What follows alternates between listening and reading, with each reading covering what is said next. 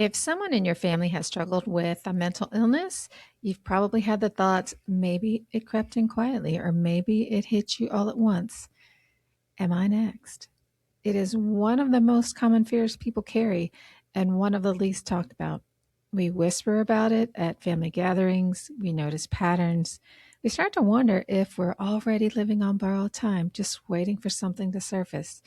But here's what the science actually says, and it's a lot more hopeful than you might expect.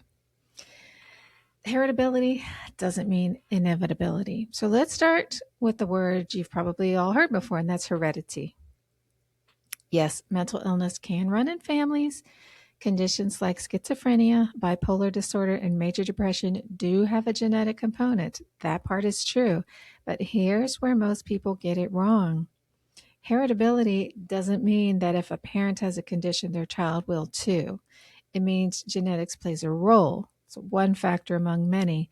And when you actually look at the numbers, the risk is far lower than most people assume.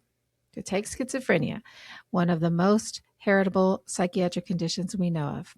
If one parent has schizophrenia, the lifetime risk for their child is around 10 to 13%.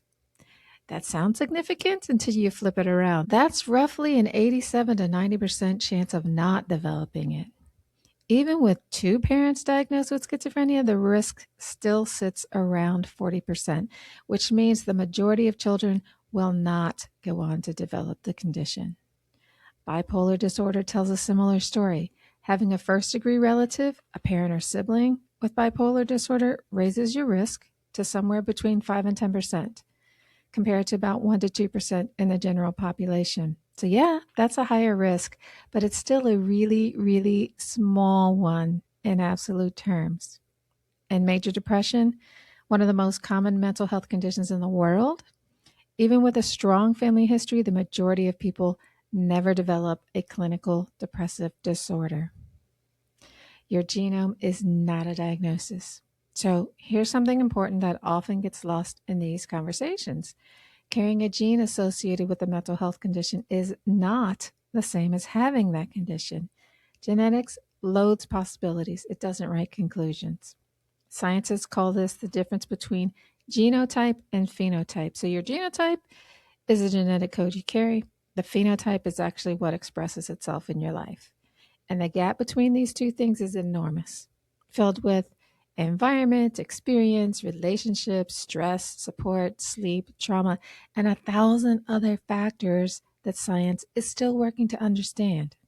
This is what researchers call the gene environment interaction. Two people can carry the same genetic variant and live completely different mental health lives because the circumstances around them are different. Because one had access to support and the other didn't. Because one experienced chronic stress and the other found stability. The gene was there in both cases. The outcome was not the same. When we assume our family history is our fate, something quietly harmful happens. We stop advocating for ourselves. We normalize symptoms that deserve attention, or we live in a low-grade state of dread, waiting for something that may never come, and that anxiety itself can become its own burden. The fear of inheriting mental illness can sometimes cause more suffering than the condition ever would. And it also can work the other way. People who know mental illness runs in their families are often more attuned to their mental health, more likely to notice early warning signs, more likely to seek help sooner, more likely to build the kinds of habits and support systems that genuinely protect mental well-being. That awareness used well is actually an advantage. So, what do you do with this? Well, you don't ignore your family history. It's real information and it deserves to be taken seriously. But you hold it accurately as a piece of context, not a verdict. You pay attention to your mental health the way you pay attention to any other aspect of your health. You build support. You talk to someone when things feel heavy. You don't wait until you're in crisis to ask for help. And you remember that the whole story your family wrote is not the only story available to you. The numbers say so, the science says so, and you are not your family's diagnosis. You're not a probability, you're a person. And that distinction matters more than any gene ever could.